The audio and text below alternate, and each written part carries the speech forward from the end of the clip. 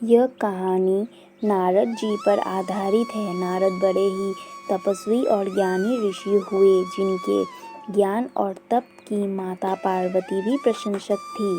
तब ही एक दिन माता पार्वती श्री शिव से नारद मुनि के ज्ञान की तारीफ करने लगी। शिव ने पार्वती जी को बताया कि नारद बड़े ही ज्ञानी हैं, लेकिन किसी भी चीज़ का अहंकार अच्छा नहीं होता है। एक बार नारद को इसी अहंकार के कारण बंदर बनना पड़ा था। यह सुनकर माता पार्वती को बहुत आश्चर्य हुआ। उन्होंने श्री शिव भगवान से पूरा कारण जानना चाहा।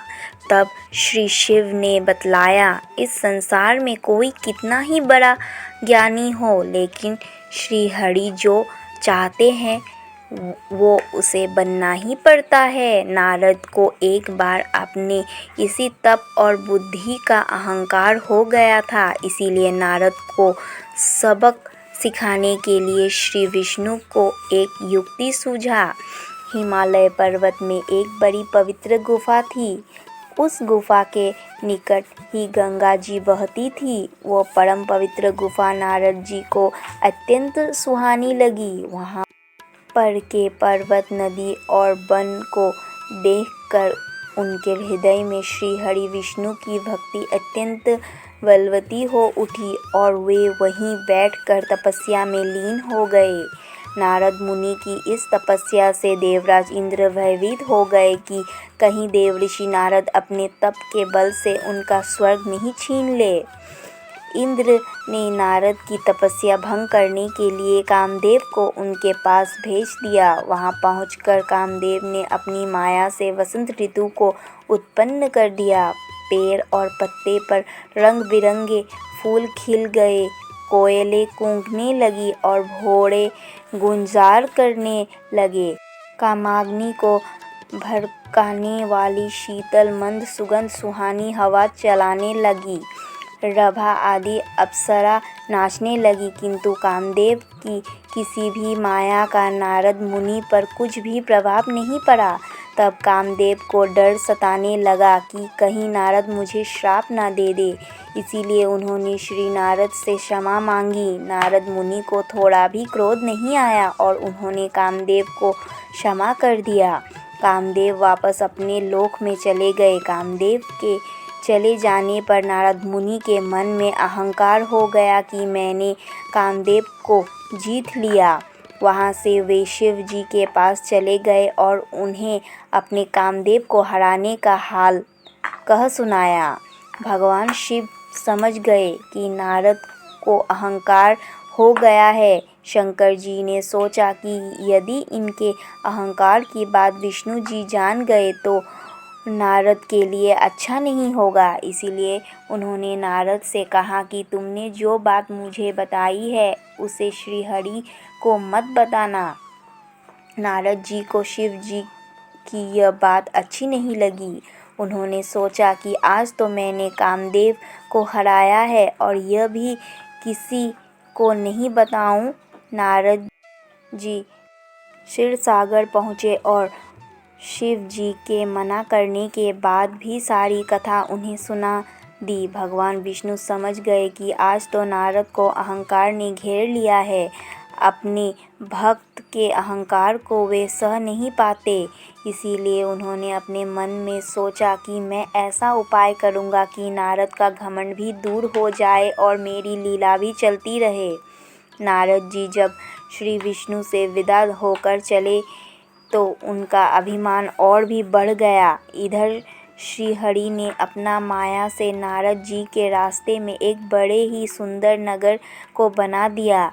उस नगर में शीलनिधि नाम का वैभवशाली राजा रहता था। उस राजा की विश्वमोहिनी नाम की बहुत ही सुंदर बेटी थी, जिसके रूप से को देखकर लक्ष्मी भी मोहित हो जाए। विश्वमोहिनी स्वयंवर करना चाहती थी, इसीलिए कई राजा उस नगर में आए हुए थे। नारद जी उस नगर के राजा के यहाँ पहुँचे तो राजा ने उनका पूजन करके उन्हें आसन पर बैठाया।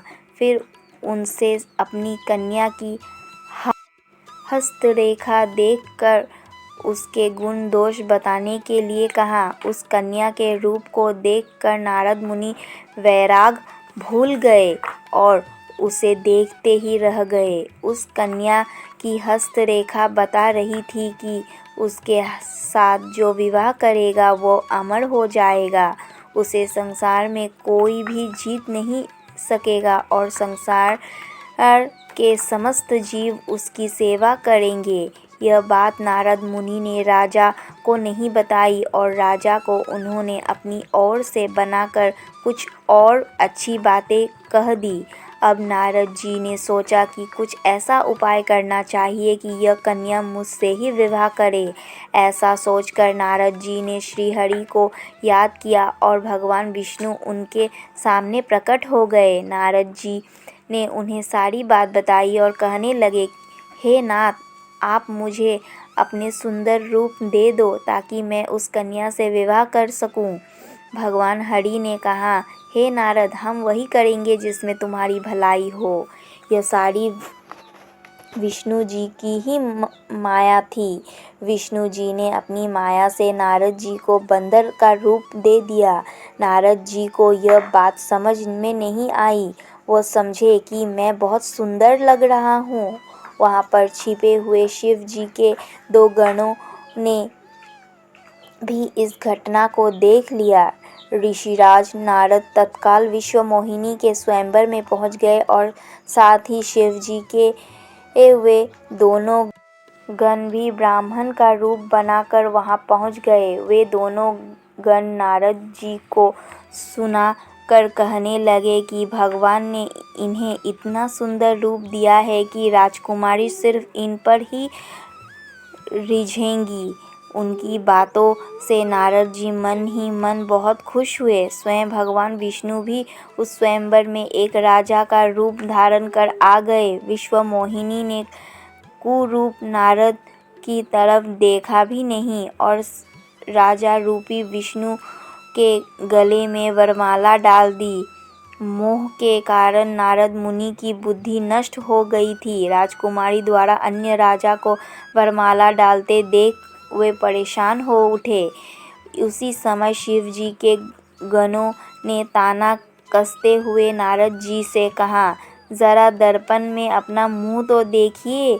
मुनि ने जल में झांक कर अपना मुंह देखा और अपनी कुरूपता देखकर गुस्सा हो उठे। गुस्से में आकर उन्होंने शिव जी के उन दोनों गणों को राक्षस हो जाने का श्राप दे दिया। उन दोनों को श्राप देने के बाद जब मुनि ने एक बार फिर से जल में अपना मुंह देखा तो उन्हें अपना असली रूप फिर से मिल चुका था।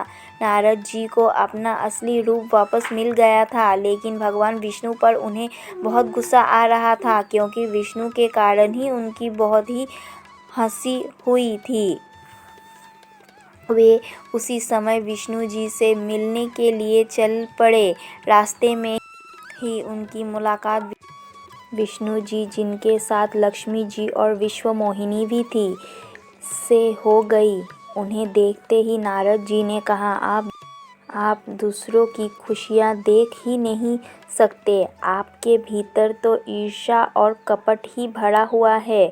समुद्र मंथन के समय आपने श्री शिव को बावला बनाकर विष और राक्षसों को मदिरा पिला दिया और स्वयं लक्ष्मी जी और कौस्तुभ मणि को ले लिया। आप बड़े धोखेबाज और मतलबी हो, हमेशा कपट का व्यवहार करते हो। हमारे साथ जो किया है उसका फल ज़रूर पाओगे। आपने मनुष्य रूप धारण करके विश्व मोहिनी को प्राप्त किया है, इसीलिए मैं आपको श्राप देता हूँ कि आपको मनुष्य जन्म लेना पड़ेगा। आपने हमें स्त्री से दूर किया है, इसीलिए आपको भी स्त्री से दूरी का दुख सहना पड़ेगा। और आपने मुझको बंदर का रूप दिया, इसीलिए आपको बांदरों से ही मदद लेना पड़े।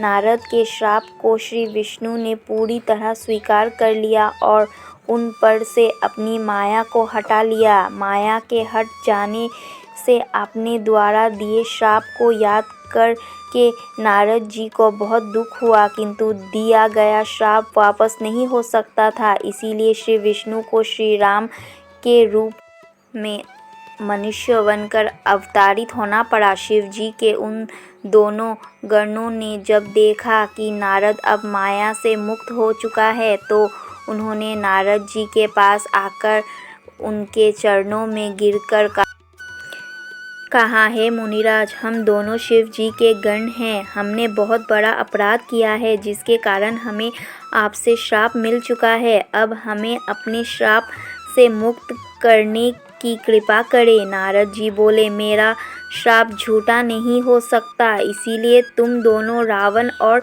कुंभकर्ण के रूप में महान, ऐश्वर्यशाली, बलवान तथा तेजवान राक्षस बनोगे और अपनी भुजाओं के बल से पूरे विश्व पर विजय प्राप्त करोगे। उसी समय भगवान विष्णु राम के रूप में मनुष्य शरीर धारण करेंगे। युद्ध में तुम दोनों उनके हाथों से मारे जाओगे और तुम्हारी मुक्ति हो जाएगी।